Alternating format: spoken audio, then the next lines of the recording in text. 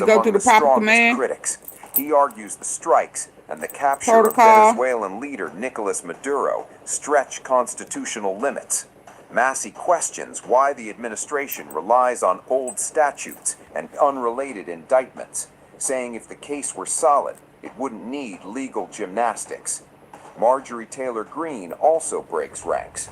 She says the operation contradicts anti-intervention promises made to voters. Greene questions why similar force isn't used elsewhere, arguing Americans were promised an end to foreign wars, not new Absolutely. ones. Senator Rand Paul, a longtime opponent of military escalation, warns the strikes risk dragging the U.S. into a broader conflict. Absolutely. Paul has repeatedly pushed for congressional approval, calling previous actions extrajudicial and cautioning against unchecked executive power. Congressman Don Bacon raises a different concern: precedent. He warns U.S. actions could be cited by Russia or China to justify similar operations. While acknowledging potential regional impacts, Bacon signals discomfort with the global message being sent. Senator Mike Lee initially questioned the constitutional basis for the strikes before softening his stance after a classified briefing. Others, including Senator Lisa Murkowski, had earlier supported efforts to limit unauthorized military action. Still, these voices remain in the minority. Republican leadership largely backs the operation, calling it decisive and necessary.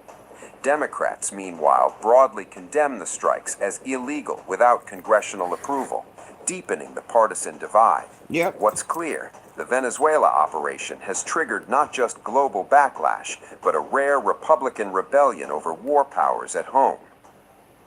The year of the horse. If we're riding, the perfect union has emerged. Tested at all times, always victorious, and at full speed. Here's to the go-getters, and not just the ones in the gym. Just a day before U.S. strikes rocked Venezuela and Nicolas Maduro was captured by American forces, China's top envoy to the region was meeting him face-to-face in Caracas. That meeting, held Friday at Miraflores Palace, is now believed to be Maduro's final engagement as Venezuela's president. Leading the Chinese delegation was Qi Xiaoqi, Beijing's special representative for Latin American and Caribbean affairs, joined by China's ambassador to Venezuela and senior officials. Maduro welcomed the envoy warmly. "I thank President Xi Jinping for his brotherhood," he said, calling. And now China has joined forces with Venezuela against the U.S. Lord, in trouble, kids. Absolutely. Russia, China, and Iran. Beijing's special representative for Latin American and Caribbean affairs, joined by China's ambassador to Venezuela and senior officials. Maduro welcomed the envoy warmly. "I thank President Xi Jinping for his brotherhood," he said, calling Xi a strong leader for the world. Russia said, Standing release beside the him man was now. Vice Oh, yeah, I'm President going to and get Oil there. Minister Delcy Rodriguez, a reminder that energy and economics were at the center of the talks. According to Venezuelan officials, the meeting focused on strengthening what they called a new multipolar world order, one less dependent on Washington. Caracas described its partnership with Beijing. See, that's as some of the problem, too, because of them tariffs, as I said earlier today, those tariffs, and you know, he was trying to strong arm these foreign countries. They started making deals around the U.S. It's like, ain't nobody finna play with you. You know, while you trying to bully, still here, okay? And so then they started making deals. So they met Friday. What's today? So later on that night, because they done said that they had all eyes on him, knowing who he was meeting, where he was living, how he was eating, and the dogs that they had. Yeah. Especially in the face of what it calls unilateral coercive measures imposed by the United States. China has not released its own official readout, but Venezuelan officials said Qi Xiaoqi reaffirmed that China and Venezuela are strategic partners to the test. Strategic. But within hours, the political ground shifted dramatically. Early Saturday, the United States launched strikes across Venezuela, and Nicolas Maduro was arrested by U.S. personnel. U.S. Secretary of State Marco Rubio later declared on social media that Maduro is no longer the president of Venezuela, formally marking the end of his rule. And here, within its borders, the heart of the nation, the country itself, is truly experiencing a profound and absolute state of complete tranquility, a serene and undisturbed peace that pervades every corner. They've tried this. And they maybe thought that the people would come out defeated. And that's not what's happening.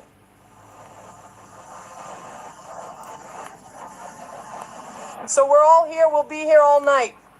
In the face of this vile and cowardly attack that threatens the peace and stability of the region, we raise the strongest denunciation before the international community and all multilateral organizations so that the U.S. government is condemned for its flagrant violation of the United Nations Charter and international law. This invasion represents the greatest outrage the country has ever suffered, driven by the insatiable greed for our strategic resources. Far from any supposed fight against narcoterrorism, this deplorable action seeks to definitively force a regime change and subject us to the spurious designs of North American imperialism, trampling on the inalienable right to self-determination for which our liberators fought and which we are now called to defend with the same dignity. They have attacked us, but they will not break us. United soldiers and people, we will form an indestructible wall of resistance. Our profound calling is peace, but our enduring heritage is the constant struggle for true freedom. We who always extend our hand in genuine brotherhood, today resolutely clench our mighty fist in steadfast defense of what is rightfully ours. Let us unite, for in the unity of the people we will find the strength to resist. Because he done already stole oil rigs, you know. So he made it seem like it's about drugs, but it's not. It's about oil and land and dictatorship. Why would the U.S. need to come in and take over and run Venezuela and they have a vice president? Yeah, this ain't good. This imperial onslaught, I make a fervent call for serenity and reason to maintain unity and calm. And in compliance with the Constitution of the Bolivarian Republic of Venezuela, the Organic Law on States of Exception, and the Organic Law of National Security, we fully support the decree of a state of external commotion throughout the national territory. Consequently, the men and women of the Bolivarian National Armed Forces, following the instructions of citizen Nicolas Maduro Moros, constitutional president of the Bolivarian Republic of Venezuela, our commander-in-chief, will deploy all our capabilities for the comprehensive defense of the nation, the restoration of order and peace. Therefore, we will activate across the entire spectrum of the National Geographic space and in perfect popular military police unity, the full operational readiness through the massive deployment of all land, air, naval, riverine, and missile resources. Texas is feeling unwelcome. Now Texas is an open door to new TurboTax stores. Meet our experts. Can y'all please double tap the face of your screen if you're listening in on your phone? So you can walk out with confidence. Now this is taxes.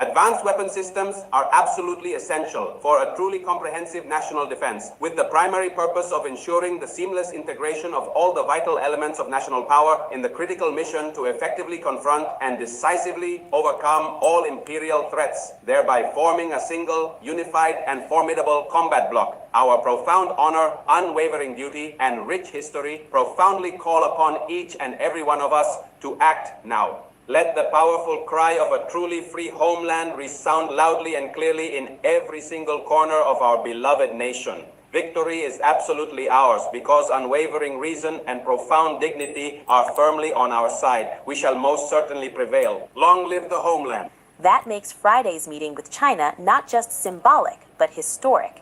It was the final diplomatic appearance of a leader Washington now says has been removed from power. The timing is critical. China's show of support came as Russia also voiced solidarity with Caracas, condemning U.S. actions and backing Venezuela amid heightened military pressure in the Caribbean. Washington says its strikes and naval operations Hi, are part Catherine. of a campaign against alleged drug trafficking networks, the so-called Cartel de los Soles, which U.S. officials claim is linked to Maduro's government. Venezuela has long denied those accusations. In that final appearance on Friday, Maduro insisted the door to dialogue with Washington remained open. He said Venezuela was willing to talk with the Trump administration about combating drug trafficking and even about opening its vast oil reserves to U.S. investment. But he issued a warning: no extortion. If they want to seriously discuss an agreement to combat Oh, drug trafficking, hold on. No extortion. Oh, well, there go a problem right there, right? No. Oh, hold on. in that final appearance on Friday, Maduro insisted the door to dialogue with Washington remained open. He said Venezuela was willing to talk with the Trump administration about combating drug trafficking and even about opening its vast oil reserves to U.S. investment. But he issued a warning: no extortion. If they want to seriously discuss an agreement to combat drug trafficking, we're ready. And if they want oil, Venezuela is ready for investment, whenever they want, wherever they want. So instead of investing, no blackmail, no extortion. Let's talk about it. Let's make some offers and some deals. And Trump said, "Forget that.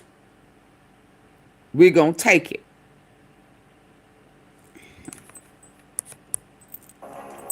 Less than 24 hours later, Maduro was gone. One thing is now clear: that Friday meeting was not just to those accusations. In that final appearance on Friday, Maduro insisted the door to dialogue with Washington remained open. He said Venezuela was willing to talk with the Trump administration about combating drug trafficking and Who even about wants opening its of vast the oil reserves to U.S. investment. But he issued a warning: no extortion. If they want to seriously discuss an agreement to combat drug trafficking, we're ready. And if they want oil, to Venezuela is combat ready. drug trafficking? Hold on. So, if you want to combat it, okay. So all of what Trump been saying is, we know he wasn't telling the truth, but wow, let's go. Extortion. If they want to seriously discuss an agreement to combat drug trafficking, we're ready. And if they want oil, Venezuela is ready for investment, whenever they want, wherever they want. Less than 24 hours later, Maduro was gone. One thing is now clear: that Friday meeting was not just diplomacy. It was the final chapter of Nicolas Maduro's presidency, and a moment that may reshape the global balance of power.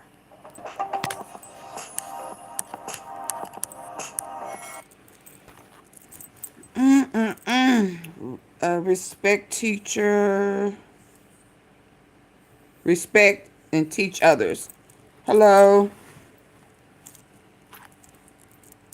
Okay, let me go to this one. Free. This is not where I was going to go, but I'm going to go here now since. Hold on. Can y'all please double tap the face of your screen, please? And hit the like button.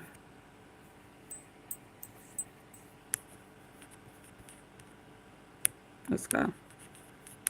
We are witnessing When news breaks that a major world power is publicly demanding the release of a foreign head of state from another global power's custody, you know something important is shifting I think I beneath the played this surface. earlier. Russia's direct statement urging the United Oh, States I to was release listening to Venezuela's it. president Nicolas Maduro and his wife is not just diplomatic noise. It is a carefully calibrated move, and it demands our attention. It is not a moment for panic, but for awareness, for recognizing that we are witnessing the kind of event that adds weight to an already delicate geopolitical balance. Maduro, a controversial figure by any measure, has long been a thorn in Washington's side and an ally to Moscow. That much is known.